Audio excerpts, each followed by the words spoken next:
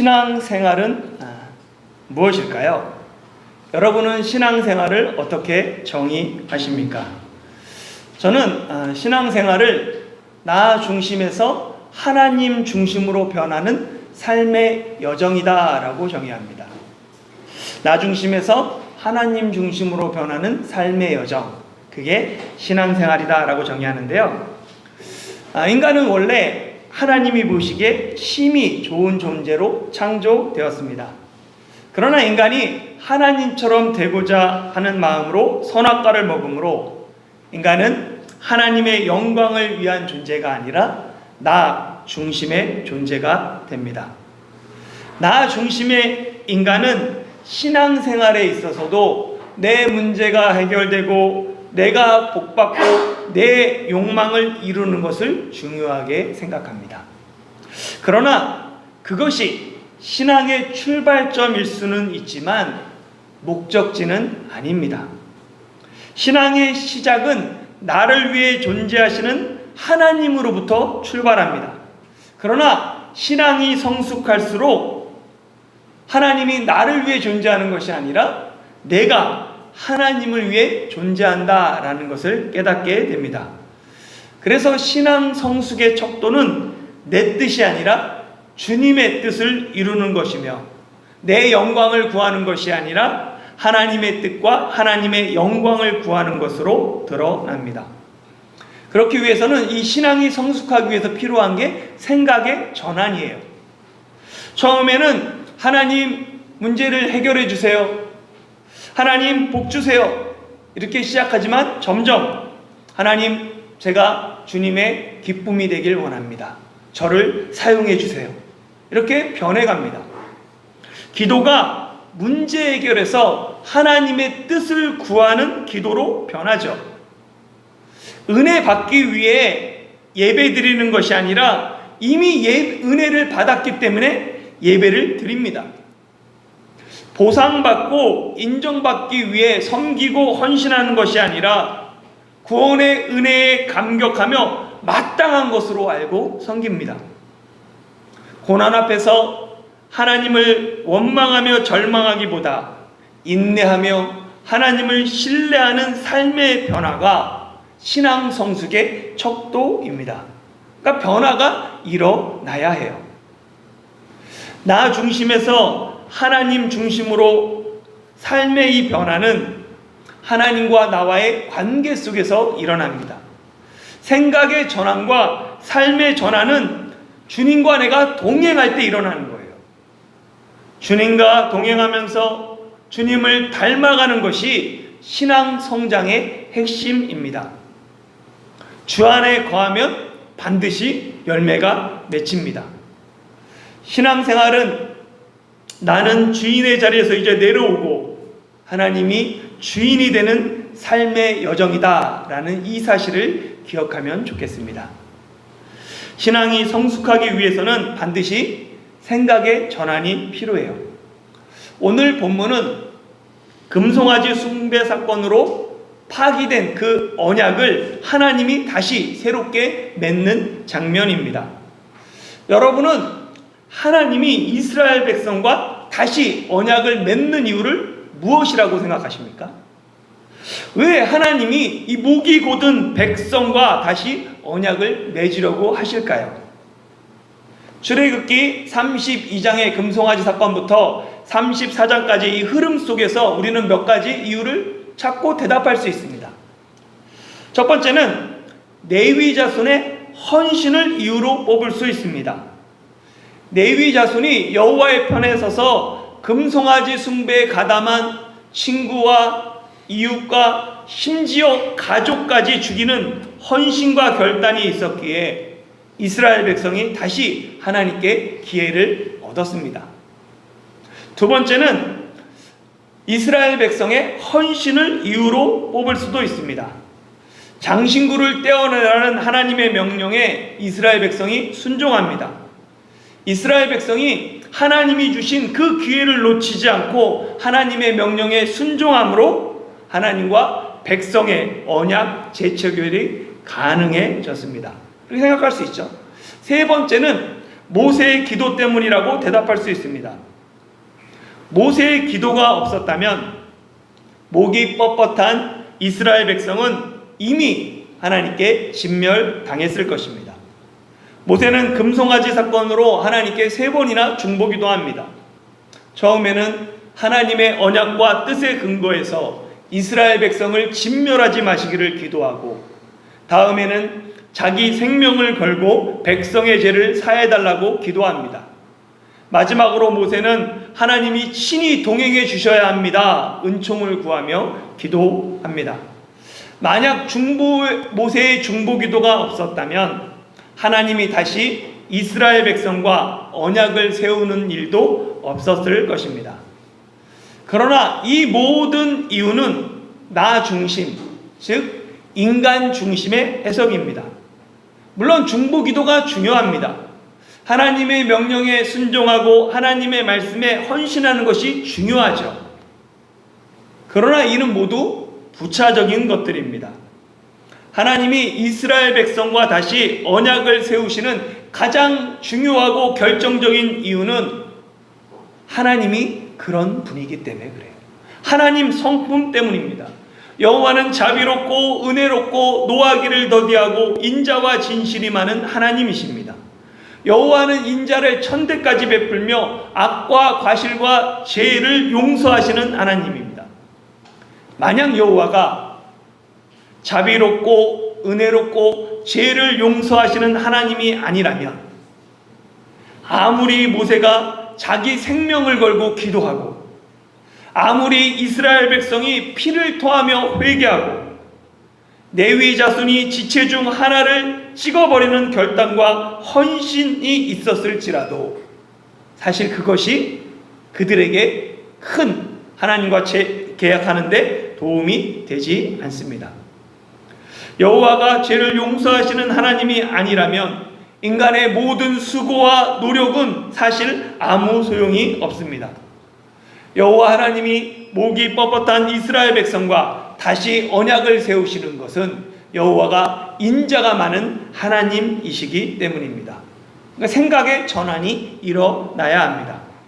생각의 전환은 나 중심의 신앙에서 벗어나 하나님 중심으로 생각할 때 일어납니다. 생각의 전환은 하나님과 동행하는 사람의 특권입니다. 이제는 내가 사는 것이 아니요 내 안에 그리스도께서 살 때 나 중심에서 하나님 중심으로 생각의 전환이 일어납니다.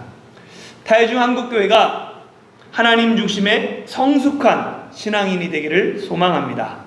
함께 오늘 본문을 살펴보겠습니다. 1절을 보면 여호와께서 이스라엘 백성과 다시 언약을 세우면서 이적을 백성 앞에 행할 것이다 라고 말씀하십니다. 같이 한번 10절 같이 한번 읽어볼까요? 10절 시작. 여호와께서 이르시되 보라 내가 언약을 세우나니 곧 내가 아직 온 땅 아무 백성에게도 행하지 아니한 이적을 너희 전체 백성 앞에 행할 것이라. 내가 머무는 나라 백성이 다 여호와의 행하심을 보리니 내가 너를 위하여 행할 일이 두려운 것임이니라. 아멘. 아무 국민에게도 네요. 하나님이 백성 전체 앞에 이 행할 이적은 아직 온 땅에 아무 국민에게도 행하지 아니한 이적입니다. 이 이적이라고 번역된 히브리어는 니폴라이트인데요. 이거는 구별하다라는 뜻을 가진 히브리어 팔라의 명사화된 단어입니다. 근데 특이하게도 이 이적 니플라우트는 오직 출애굽에 관련해서만 사용되고 있습니다. 하나님이 이집트에 재앙을 내리실 때 이스라엘 자손들이 살고 있는 고센 땅은 구별하셨어요. 이집트 가축과 이스라엘 가축을 구별하시죠. 이스라엘의 장자와 이집트의 장자를 구별하십니다. 이 하나님의 이 구별하심, 이 구별이 바로 이적이라는 거예요. 하나님이 이집트 땅에서 이스라엘 백성을 구별하여 이적을 행하신 것처럼 약속의 땅에서도 이제 들어갈 땅에서도 하나님이 가나안 족속을 쫓아내심으로 전체 백성 앞에서 이적을 행할 것입니다. 하나님이 언약을 세우시고 이적을 통해 여호와께서 행하심을 보이겠다라는 이 말씀은 모세의 기도, 우리의 죄를 사하시고 우리를 주의 기업으로 삼으소서라는 이 기도의 응답입니다. 그러니까 하나님이 백성의 죄를 사했기 때문에 백성과 다시 언약을 세울 수 있습니다. 이스라엘 백성을 하나님이 기업으로 삼으셨기 때문에 하나님이 이적을 통해 가나안 족속들을 쫓아내실 것입니다. 하나님의 응답, 이 약속의 응답에 이스라엘 백성은 어떻게 해야 될까요? 당연히 감사해야 합니다. 하나님에 대한 감사의 마음 표현하는 게 11절 말씀이에요. 11절 같이 위에만 읽어볼까요? 시작. 너는 내가 오늘 내게 명령하는 것을 삼가 지키라. 아멘. 그러니까 감사는 하나님의 말씀을 삼가 지키는 거예요. 정말 감사하다면 그 말씀을 지켜 행하는 거죠. 이 삼가 지키라 라는 뜻은 단순히 조심히 지켜라 라는 뜻이 아니라 하나님을 두려워하는 마음, 하나님을 경외하는 마음으로 마음과 행실을 다해 지켜 행하라는 의미입니다. 최고의 감사는 마음과 행실과 심과 뜻을 다하여 하나님의 명령을 지켜 행하는 것입니다. 이스라엘 백성이 지켜 행해야 할 하나님의 명령이 크게 두 가지입니다. 첫 번째는 가나안 주민들과 언약을 세우지 말아야 합니다. 12절부터 17절 말씀인데요. 같이 한번 17절까지 읽어보겠습니다. 시작. 너는 스스로 삼가 내가 들어가는 땅의 주민과 언약을 세우지 말라. 그것이 너희에게 올무가 될까 하노라. 너희는 도리어 그들의 제단들을 헐고 그들의 주상을 깨뜨리고 그들의 아세라상을 찍을지어다. 너는 다른 신에게 절하지 말라. 여호와는 질투라 이름하는 질투의 하나님이니라. 너는 삼가 그 땅의 주민과 언약을 세우지 말지니 이는 그들이 모든 신을 음란하게 섬기며 그들의 신들에게 제물을 드리고 너를 정하면 내가 그 제물을 먹을까 함이며 또 내가 그들의 딸들을 내 아들들의 아내로 삼음으로 그들의 딸들이 그들의 신들을 음란하게 섬기며 내 아들에게 그들의 신들을 음란하게 섬기게 할까 함이니라. 너는 신상들을 부어 만들지 말지니라. 아멘. 그러니까 하나님이 가나안 사람들과 언약을 세우지 말라라고 말씀하신 이유를 12절에 보면 그것이 이스라엘 백성에게 올무가 되기 때문입니다. 왜 가나안 족속과 언약을 맺는 것, 그것이 이스라엘 백성에게 올무가 될까요? 고대 근동사회에서 족속이나 나라가 서로 조약을 맺고 언약을 맺을 때는 그들이 믿는 신을 증인으로 세워서 그 신에게 맹세해야 합니다. 각자 믿는 신에게. 가나안 족속과의 언약은 필연적으로 가나안 신 앞에 우상 숭배로 이어집니다. 가나안 족속을 대표하는 신이 바알과 아세라입니다. 바알은 가나안의 남신 주신으로서 주인, 남편이란 뜻이고 아세라는 바알의 배우자, 아내입니다. 바알은 비와 농사의 신, 농경의 신이고 아세라는 풍요와 다산의 여신입니다. 그러니까 아세라가 풍요하고 다산하기 위해서는 바알이 비를 내려줘야 돼요. 그래서 바알과 아세라의 만남이 빈번할수록 풍요와 다산이 보장된다고 믿었어요. 그래서 이 아세라 숭배에는 남녀의 성적 행위가 제사의 핵심의 중요한 요소였습니다. 하나님이 가나안 족속과 언약을 세우지 말고 도리어 그들의 제단들을 헐고 주상을 깨뜨리고 아세라상을 찍으라고 강력하게 말씀하신 이유가 이 성적 음란 때문입니다. 15절에서도 너는 삼가 그 땅의 주민과 언약을 세우지 말라라고 말하는데 그 이유가 이는 그들이 모든 신을 음란하게 섬기기 때문이다 라고 말합니다. 아세라 신전에는 그 여사제들은 공인된 창녀였어요. 그렇기 때문에 이 아세라 숭배는 성적 문란으로 이어졌습니다. 그렇기에 하나님은 16절에서도 가나안의 딸들을 내 아들들의 아내로 삼지 말라고까지 말씀하십니다. 왜냐하면 가나안의 딸들이 가나안의 신들을 음란하게 섬기고 그로 결혼한 남편들에게 가나안 신을 당연히 남편들도 음란하게 섬길 것이 뻔하기 때문입니다. 예전에 한국에서 유명한 광고 문구 중에 남자는 여자하기 나름이에요 라는 광고가 있었습니다. 이 광고가 유명해진 이유는 제 생각할 때는 나름대로 진리를 담고 있기 때문입니다. 정말 남자는 생각보다 단순해요. 그래서 여자하기 나름입니다. 성경 속 인물들에서도 이런 진리들을 내포하고 있어요. 먼저 아담과 하와가 선악과를 먹은 사건을 생각해 봅시다. 이 사건은 하와가, 여자가 뱀의 유혹으로 먼저 선악과를 먹고 함께 있는 남편에게도 주어서 아담도 함께 죄를 범한 사건입니다. 하와의 선택에 따라서 아담도 부록처럼 선택을 하게 됩니다. 만약 하와가 다른 선택을 했다면 아담도 다른 선택을 했을 것입니다.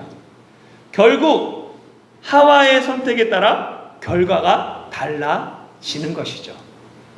하나님이 홍수로 세상을 심판하시기 전에 하나님의 아들들이 사람의 딸들의 아름다움을 보고 자기들이 좋아하는 모든 여인을 아내로 삼습니다. 하나님의 아들들은 여자의 후손인 셋의 후손이고 이 사람의 딸들은 뱀의 후손인 가인의 후손입니다. 세상에 죄악이 가득하고 사람이 마음으로 생각하는 모든 계획이 항상 악한 이유가 하나님의 아들들이 영적 분별력을 잃어버리고 세상의 딸들을 따라 세상 가치관을 따르기 때문입니다. 하나님의 아들들이 세상의 딸들에게 선한 영향력을 미쳐야 하는데 도리어 세상 딸들에게 영향을 받아서 세상이 악해졌습니다. 그 결과 하나님이 홍수로 세상을 심판하십니다. 삼손은 블레셋의 손에서 이스라엘을 구원하기 위해 태어난 사사예요. 하나님의 사자가 삼손의 부모에게 아들의 잉태 소식을 전하면서 삼손이 민족을 구원할 거다라는 이 사명을 알려줍니다. 성경에 보면 천사가 아들의 잉태 소식과 사명을 알려준 사람이 몇 명 없어요. 이삭이 있습니다. 세례 요한이 있어요. 그리고 예수님 정도 있어요. 그런데 그 중에 한 사람이 삼손인 거예요. 삼손은 하나님의 계획 속에서, 하나님의 구원 계획 속에서 태어난 사람입니다. 그런데 그런 삼손이 여자로 인해 인생을 망칩니다. 삼손은 블레셋 여인을 보고 사랑에 빠져서 부모의 반대에도 불구하고 블레셋 여인과 결혼했다가 아내에게 배반을 당하죠. 이후 삼손은 들릴라를 사랑하고 그녀의 달콤한 말에 속아서 머리털의 비밀을 알려주었다가 하나님이 주신 모든 힘을, 능력을 잃고 두 눈이 뽑혀 블레셋 사람들의 조롱거리가 됩니다. 하나님이 택하여서 민족의 지도자로 삼은 삼손조차 남자는 여자하기 나름이라는 사실을 보여줍니다. 삼손보다 더 어리석은 사람이 성경에 있어요. 솔로몬입니다. 솔로몬은 이스라엘 왕 중에서 가장 지혜로운 왕입니다. 아마 모든 사람보다 지혜롭다라고 말하죠. 그런 솔로몬이 많은 이방 여인을 사랑해서 후궁 700명과 첩 300명을 둡니다. 이 여인들이 솔로몬의 마음을 하나님에게서부터 돌려서 우상을 섬기게 하죠. 하나님의 성전을 지었던 솔로몬이 인생 말년에는 우상의 신전을 짓는 데 앞장서고 그 결과 이스라엘은 남과 북이 갈라지게 됩니다. 지혜의 왕이라고 불렸던 솔로몬조차도 여자하기 나름이었습니다. 이런 구약의 배경 때문에 신약시대 사도 바울은 고린도 교회에 편지를 쓰면서 음행하는 자들을 사귀지 말라라고 말하고 경고하면서 믿지 않는 자와 함께 멍에를 매지 말라라고 권면합니다. 믿지 않는 사람들에게 복음을 전하기 위해서라도 그들과 함께 멍에를 매야 할 것 같은데 왜 성경은, 왜 사도 바울은 믿지 않는 자들과 믿는 자들이 함께하지 말라라고 명령할까요? 한번 생각해 봅시다. 내가 절벽 위에 있고 내 끝에 절벽 끝에 매달린 손을 잡고 버티고 있는 상황이라고 여러분이 한번 상상해 보십시오. 이때 두 사람의 힘은 서로 반대 방향을 향합니다. 내 힘은 위로 향하고 매달린 사람의 힘은 아래로 향하죠. 이 멍에라는 건 가축의 목에 씌운 나무 구조물이죠. 그래서 주인이 원하는 방향으로 힘을 쓰도록 돕는 도구입니다. 근데 두 가축에게 한 멍에를 씌우기도 해요. 그 이유는 힘을 낭비하지 않고 효율적으로 한 방향으로 힘을 사용하기 위함입니다. 믿지 않는 자와 믿는 자의 삶의 방향과 목적이 정반대예요. 믿는 자는 인생의 방향이 위로 하나님께로 향합니다. 하늘을 향해요. 그러나 믿지 않는 자의 인생의 방향은 아래로 세상, 땅을 향합니다. 믿는 자의 삶의 목적은 하나님의 영광이지만 믿지 않는 자의 삶의 목적은 자기 만족, 행복, 성공입니다. 힘의 방향이 서로 반대인 둘을 하나의 멍에로 묶으면 한쪽으로 끌려갈 수밖에 없어요. 위로 끌어올리려고 하지만 다른 쪽은 아래로 잡아당기려고 하면 결국 힘을 쓰면 둘 다 고생이고 결국은 위로 올리는 힘보다 아래로 당기는 힘이 더 크기에 끌려갈 수밖에 없습니다. 멍에를 같이 맸으면 방향도 함께 해야 합니다. 그렇기 때문에 성경은 아예 믿지 않는 자와 같이 멍에를 매지 말라고 경고합니다. 가나안 족속과 언약함으로 하나님을 떠나 음행하지 않도록 아예 믿지 않는 자들과 멍에를 매지 않는 것이 좋습니다. 이스라엘 백성이 지켜야 할 하나님의 명령 두 번째는 1년에 3번씩 절기를 지키라는 말씀이에요. 18절부터 24절까지 같이 읽어보겠습니다. 시작. 너는 무교절을 지키되 내가 내게 명령한 대로 아비벌 그 절기에 이래 동안 무교병을 먹으라. 이는 내가 아비벌의 애굽에서 나았음이니라. 모든 첫 태생은 다 내 것이며 내 가축의 모든 처음 난 수컷인 소와 양도 다 그러하며 나귀의 첫 새끼는 어린 양으로 대속할 것이요 그렇게 하지 아니하려면 그 목을 꺾을 것이며 내 아들 중 장자는 다 대속할지며 빈손으로 내 얼굴을 보지 말지니라. 너는 엿새 동안 일하고 일곱째 날에는 쉴지니 밭갈 때에나 거둘 때에도 쉴지며 77절 곧 맥주의 초실절을 지키고 새말에는 수장절을 지키라. 너희의 모든 남자는 매년 3번씩 주 여호와 이스라엘의 하나님 앞에 보일지니라. 아멘. 이스라엘 모든 남자가 매년 3번씩 여호와 앞에 보여야 할 절기를 이스라엘 3대 절기라고 부릅니다. 우리는 이미 출애굽기 23장에서 이스라엘의 3대 절기에 대해서 자세히 살펴봤어요. 이 시간에는 요약해서 핵심만 이야기 드리겠습니다. 첫 번째 절기는 무교절이죠. 이 무교절은 유월절로 이스라엘 백성이 급하게 출애굽하느라고 제대로 유교병을 챙기지 못했어요. 그래서 홍해를 건너기까지 일주일 동안 무교병을 먹은 것에서 유래했습니다. 그러니까 이 무교절은 이스라엘 백성을 구원하신 하나님의 은혜를 기억하는 절기예요. 두 번째 절기는 칠칠절입니다. 이 칠칠절은 맥주의 초실절인데 이 칠칠절은 무교절 중 그 7일 중에 안식 후 첫날인 보리의 초실절부터 7 안식일을 지나고 50일째 되는 날에 새로운 소재, 밀의 소재를 드리는 밀의 초실절입니다. 이 맥주는 밀을 말해요. 보리가 아니라. 그러니까 77절을 보리 초실절부터 50일 계수해서 새로운 소재를 드리기에 신약 성경에서는 오순절이라고 말합니다. 세 번째 절기는 수장절입니다. 수장절은 한 해 동안 모든 추수를 다 마치고 새말에, 연말에 곡식을 저장하며 감사하는 절기입니다. 이스라엘 백성은 이 수장절 때 한 해의 모든 추수를 마치고 초막이나 장막에서 7일간 생활합니다.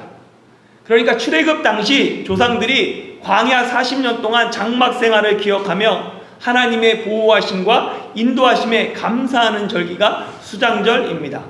그래서 수장절을 초막절 또는 장막절이라고도 부릅니다.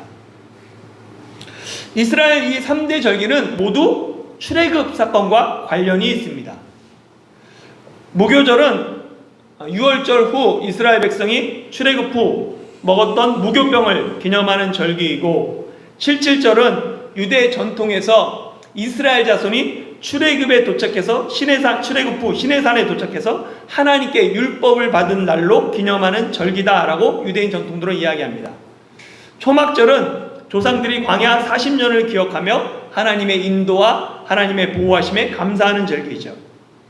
그리고 이 이스라엘 3대 절기는 과거에 하나님이 행하신 구원의 은혜에 감사하며 구원의 은혜를 기억하며 현재에 감사하는 절기입니다. 그러니까 신앙생활은 오늘 하나님의 은혜를 받는 것이 귀하지만 그만큼 과거에 하나님께 받은 은혜를 기억하며 그것에 감사하고 살아갈 힘을 얻는 것 역시 매우 중요합니다. 하나님이 이 절기를 통해 하나님의 은혜를 기억하며 은혜에 응답하는 삶을 살기를 원하셨습니다.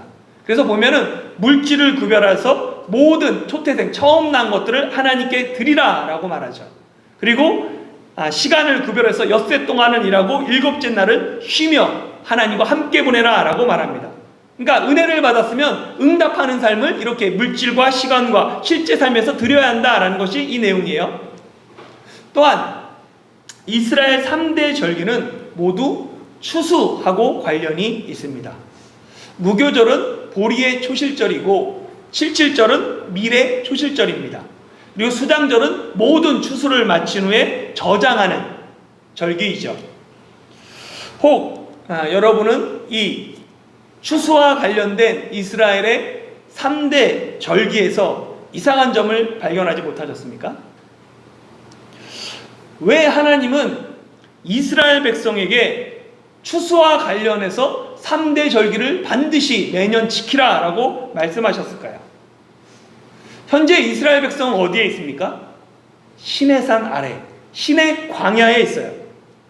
그들은 아직 하나님이 약속하신 그 가나안 땅에 들어가지 못했습니다. 가나안 땅에 들어가서 추수하려면 최소 40년이 필요해요. 아직 이스라엘 백성은 추수할 땅이 없습니다. 그런데 하나님은 미리부터 추수와 관련해서 3대 절기를 반드시 지키라고 말씀하십니다. 내게 없는 것을 하나님께 드리겠다라고 약속하는 건 어렵지 않습니다. 어차피 없으니까. 그러나 내가 실제 1년 동안 열심히 농사지어 추수한 것을 하나님께 드리는 것은 절대 쉽지 않습니다. 하나님이 광야에서부터 이스라엘 백성에게 3대 절기를 지키라고 말씀하시는 이유는 실제 이스라엘 백성이 가나안 땅을 정복하고 추수한 후에 토지 소산에 처음 익은 것을 하나님께 드리는 일이 매우 어렵기 때문입니다. 그래서 미리부터 마음을 단단히 준비시키고 계십니다. 사랑하는 성도 여러분, 세상과 구별된 삶을 사는 것은 절대 쉽지 않습니다. 그러나 우리는 하나님이 행하신 구원의 은혜에 감사하며 하나님의 말씀을 삼가 지키는 구별된 삶을 살아야 합니다. 우리가 힘써 지켜야 할 하나님의 명령은 가나안 사람들과 언약을 세우지 말고 하나님 앞에서 매년 3번씩 절기를 지키는 것입니다. 이를 오늘날 우리 삶에 적용하면 세상과 타협하지 않고 매주일 예배를 거룩하게 지키는 것입니다. 하나님이 베푸신 구원의 은혜를 기억하며 현재의 삶에 감사하고 완성될 하나님 나라를 사모하며 내게 주어진 삶의 자리에서 하나님의 명령을 삼가 지키는 저와 여러분이 되기를 예수님의 이름으로 축원합니다.